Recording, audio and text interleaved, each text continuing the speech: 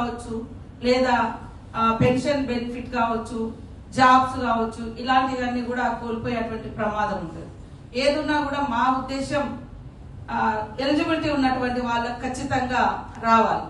Eligibility ఉన్నటువంటి వాళ్ళు నష్టపోతే వాళ్లకు మనం ఏ రకంగా కూడా హెల్ప్ చేయలేనటువంటి పరిస్థితి వస్తుంది. సో మేము కూడా మీరు ఈ సదరన్ క్యాంప్స్లలో మా దగ్గరికి చాలా మంది వచ్చి చెప్తా ఉంటారు, డాక్టర్ మమ్మల్ని చూడలేదు సరిగా, లేదా ఆ రష్ లో బాగానే ఉంది పొమ్మని అంటారు, లేకుంటే ఈ చెవుడుకు సంబంధించినటువంటి వాళ్ళు, మాట్లాడలేనటువంటి వాళ్ళను కొద్దిగా ఐడెంటిఫై చేయడం కొద్దిగా కష్టంగా ఉంటుంది.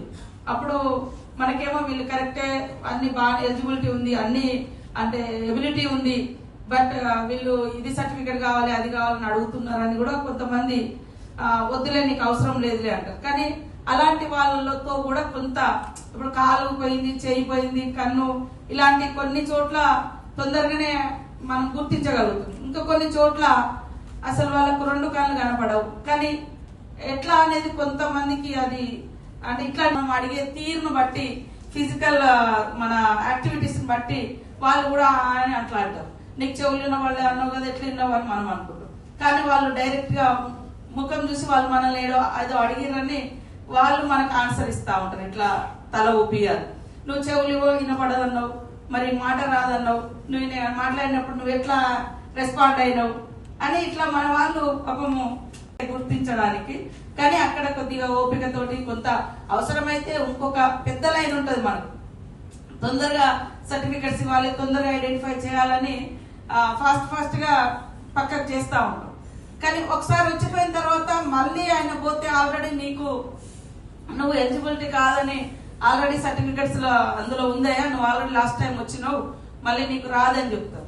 సో పాపం అట్లాంటి వాళ్ళు చాలా మంది తిరుగుతా ఉన్నారు. అలాంటప్పుడు కూడా కొంత జాగ్రత్తగా, ఒకవేళ మనకు కూడా డౌట్ ఉంది అన్నప్పుడు ఆ కేసును మళ్ళీ ఇంకొక రోజు రా అని చెప్పి పెట్టాలి. అందులో మనం ఎంటర్ చేసి పెట్టేసరికి చూస్తేనేమో వాళ్ళు వచ్చిర్రు, వీళ్ళు not eligibility for disable certificate అని మనం ఇస్తాం. సో ఇంకా లైఫ్ లాంగ్ వాళ్ళకి అదొక ప్రాబ్లం ఉంటుంది. కాబట్టి ఇది మీరు అందరూ అంటే చాలా వరకు మీకు అంత ఐడియా ఉంది.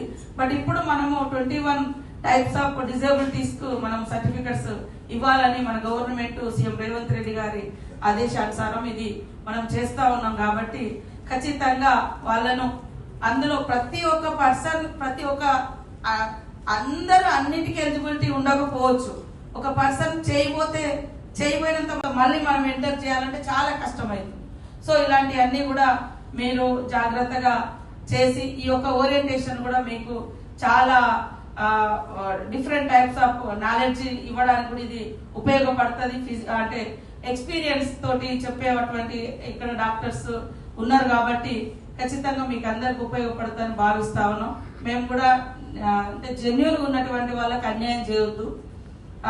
ఎవరో మామూలు వాళ్ళు తీసుకొని అసలు ఒరిజినల్ గా సఫర్ అయ్యేటువంటి వాళ్ళకు మనం గవర్నమెంట్ ఎప్పుడు కూడా అండగా ఉండాలి అనే ఉద్దేశంతో ఈ యొక్క ఓరియంటేషన్ క్లాస్ ఈ రోజు అంటే మీకు 3 days నుంచి జరుగుతుందని డాక్టర్ శ్రీనివాస్ గారు చెప్పడం జరిగింది. సో మీరు అందరూ కూడా ఈ సమాజ అభివృద్ధిలో మన డిజేబుల్ పర్సన్స్ ను ఆర్థికంగా, సామాజికంగా మరి వాళ్ళకు సపోర్ట్ చేసే విధంగా వారి యొక్క ఎదుగుదలకు మీరు ఇచ్చేటువంటి సర్టిఫికెట్స్ ఖచ్చితంగా ఉపయోగపడతాయని భావిస్తూ అందరికీ ధన్యవాదాలు. బైక్ ఇస్తే ఉట్టి బైక్ లాగానే కాకుండా ఇంకొక బాక్స్ పెట్టిస్తున్నాం, వాళ్ళ కోసం సపరేట్ తయారు చేసినాం. వాళ్ళు ఎక్కడుంటే అక్కడ ఒక షాప్ పెట్టుకుని అమ్ముకోవడానికి అదొక ఉపాధి లాగా. అట్లనే ఇప్పుడు డిజేబుల్ ఇద్దరు కలిసి మ్యారేజ్ చేసుకుంటే కూడా ఒక 1 lakh ఇస్తున్నాం. అంతకుముందేమో మరి దివ్యాంగులను వేరే వాళ్ళు చేసుకుంటూ ఇచ్చేది. కానీ అది అట్లా చాలా వాళ్ళిద్దరి మధ్య కోఆర్డినేషన్ కూడా కుదరడం చాలా కష్టంగా ఉంది.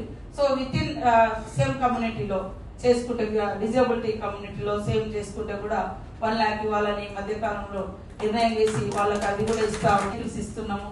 చాలా చేది లేదా, లేకుంటే స్కూటీ కావాలన్నా, ట్రై సైకిల్ కావాలన్నా, ఎలాంటి ఐటమ్స్ కావాలని చాలా మంది సర్టిఫికెట్స్ లేవు మాకు అని బాధపడుతూ చెప్తున్నారు.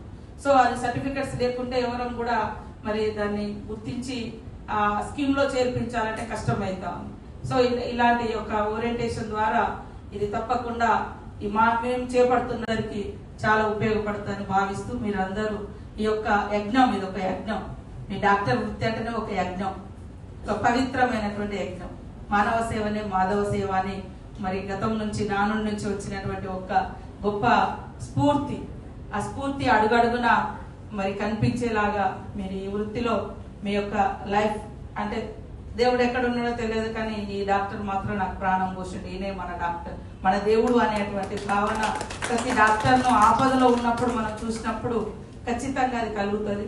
సో అలా మనం సఫరర్స్ ఎవరైతే ఉన్నారో వాళ్ళకి ఖచ్చితంగా మీరు ఈ యొక్క క్యాంప్ ద్వారా బెటర్ లైఫ్ ఇస్తారని భావిస్తూ మీ అందరికీ నమస్కారాలు, ధన్యవాదాలు.